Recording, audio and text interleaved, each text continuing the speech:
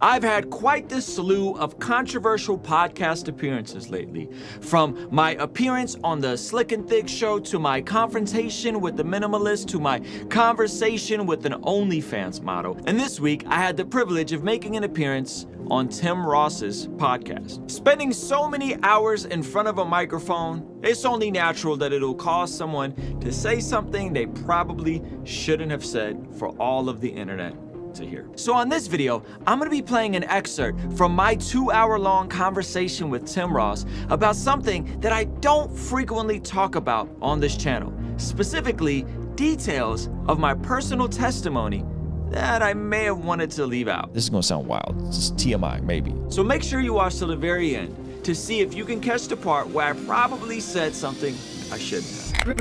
Ruslan. I want to hear your backstory. Like, I want to hear what predates 2018 when you get on YouTube and you start, figuring out like, oh, I think there's something that God wants to do in me and through me in this space. Who is Ruslan up until that point? Man, I'm a very complicated, confused, hurt young man, in general. So I was born in a city named Baku, which is in the country of Azerbaijan. Okay. And Azerbaijan is right off the Caspian Sea. Armenia is next to it. Okay. And then on the other side of Armenia is Turkey. Okay. Now, I'm ethnically Armenian. My father's Armenian. My mother was adopted by an Armenian family. So I think my mother's Russian or Ukrainian. I just ran my 23andMe and said that. So, so Armenia has a really long, rich history. You're talking about one of the first Christian nations. You're talking about Bartholomew and Jude, the disciples of Jesus, going to Armenia and preaching the gospel, a revival there starting, them being martyred for their faith. And it succeeded. It worked. And, wow. And around the year 300, Armenia becomes, it's always a toss-up between, was it Armenia or Ethiopia? But Armenia becomes the first Christian nation. Wow. And again, they always debate. Right. We didn't have a written language until they decided to create one so that the Bible can be translated for us. It's around 600-700 AD. What is happening right now? So this is my ethnic background, right? Like we trace it back. And my friend Arthur just went to one of the churches and stood at the gravesite of a disciple of Jude. Wow. So he stood at the gravesite of someone that was one person removed from Jesus, right? In Armenia. Wow. Right?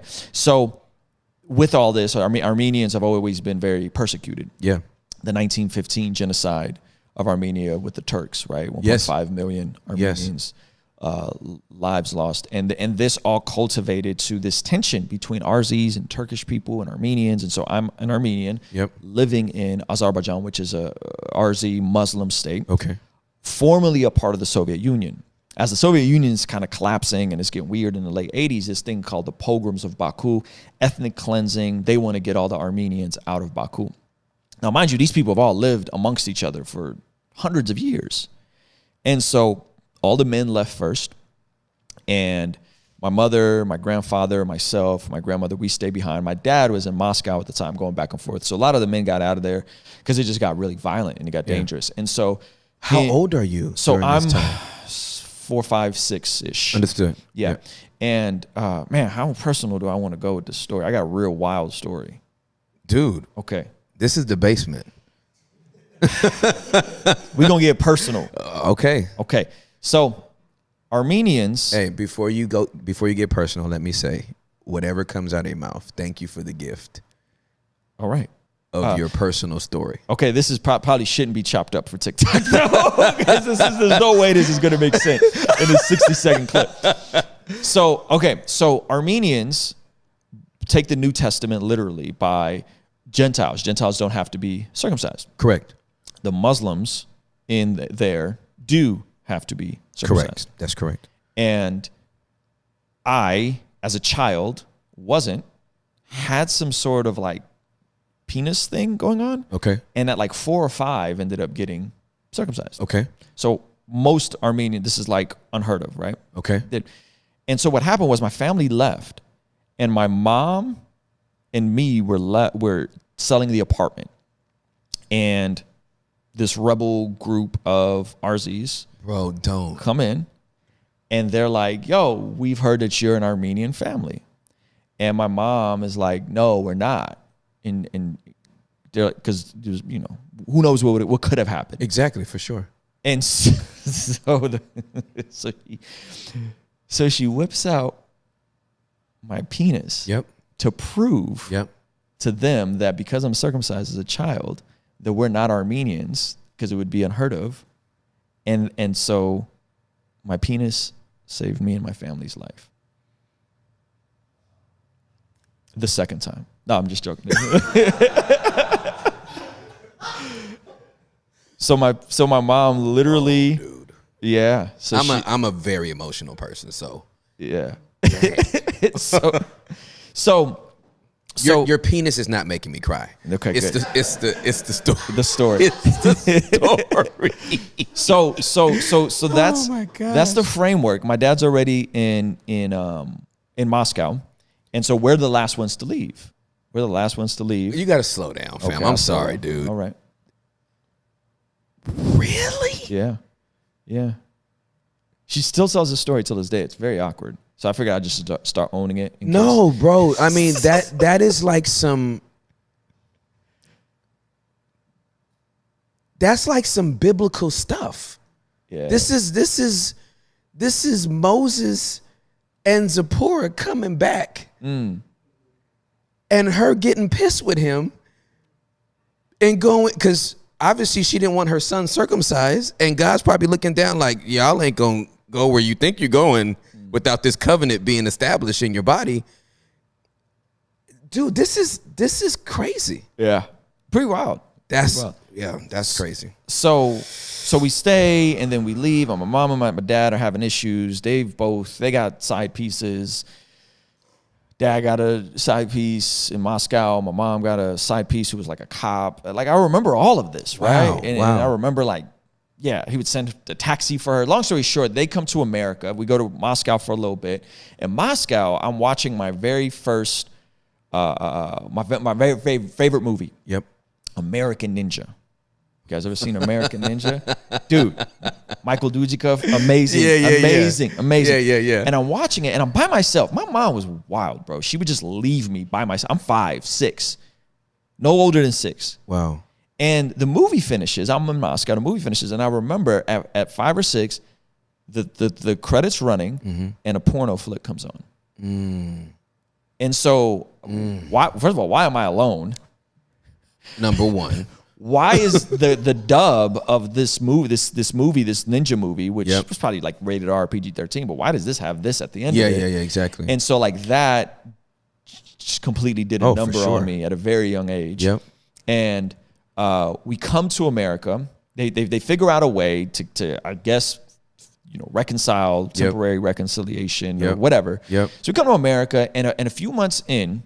How old are you? I'm 6. I 6. start my first grade year. Gotcha. This is 91, Wow. May of 91. Wow. And my mom had these letters with kiss marks on them. And I was like, oh, these are cute, you know, and I don't know, she wasn't there. And so I found these letters, and I take the letters to my dad. It's like, oh, look at these letters that mom wrote you. And they had these kissing marks on them, like lipstick. And my dad was distraught. I broke the camel's back for my dad. So my dad was like, it was to her ex-boyfriend back in Baku. Yep. And so my dad leaves, and he tries to engage, and my mom she got, you know, this guy over and this whole thing, and she's like, he's not your son. This weird stuff. So because my dad told me this story, like this is, you don't remember, this is why I left. And I was like, no. I confronted my dad as an adult about this stuff. So he leaves. And long story short, man, I grow up in Southeast San Diego in the early 90s, one of a handful of white kids at my local elementary school. And I was a jacked up kid. I then start going to Armenian Apostolic Church. Remember I told you the Armenian Apostolic Church goes all the way back to the origin. So this church was our community hub. This is where all the refugees went to this church. This is where we all connected. They would have the service, and it was like a mass type of thing. It's very liturgical. Yeah. And so Orthodox. Yeah. And so like I get christened. We never went to church back in Russia, or Soviet Union. It wasn't Russia. It was a part of the Soviet Union. Never went to church. But here, this is where the community hub is, where the resources. So we're going. And as my mom and my dad split, my mom stops going to church because she's like, well, they, later down the road, they remarried my dad. And technically they were still married. They never got divorced. So she had this hostility towards them, right? My dad's side of the story is like, no, we got a divorce back in Baku. So she's not going to church. I end up being an altar boy, get christened, the whole bit. And there's some older kids, and I basically get molested by these older altar boy kids that are like teens, and I'm like 7 or 8, and exposed to gay porn and all this craziness as like a 7, 8-year-old. So now my dad's not in my life. He doesn't come around. These kids did this to me and then like spun it as if like I initiated this stuff. And these are like 13, 14, 15-year-old kids. I'm 7 or 8 at this window. And so I end up just completely immersing myself into gangster rap music. And you remember the early 90s, that's all it was in SoCal. And that was pure and uncut. Yeah. And I remember getting a copy of The Chronic and Doggy Style. Yes, sir. I remember being one of the few white kids, but let alone kids, in the audience when Dr. Dre came through to do the Chronic tour. Wow. And I'm on my neighbor's shoulders. Wow. 4 rows out, and there's Dre and Snoop and Daz and the Dog Pound. Oh, yeah. Daz Rage. and Corrupt. Yeah, absolutely. So Lady of Rage. 93. RBX. 93. Yep. And the lady who took me, her name was Cherie. She was our apartment manager. And she ends up getting caught trying to move weight through the airport. Goes to jail. So she's moving like... For those of you that don't know what moving weight is, it is the transportation of illegal narcotics through government transportation vehicles. Now back to our show. So she gets arrested. She goes to jail. And her son was my best friend at the time. And prior to this, she was in the streets. I mean, she was obviously moving weight. But I remember one night we would do these, we were in the same apartment complex, like an 8-unit apartment complex. It was real small. And we would do these sleepovers. And the night he slept the night at my house, someone shot up the alleyway. And there was literally like bullet holes on the side where we slept. Dang. So like this is the life she was involved in. Yeah, for sure.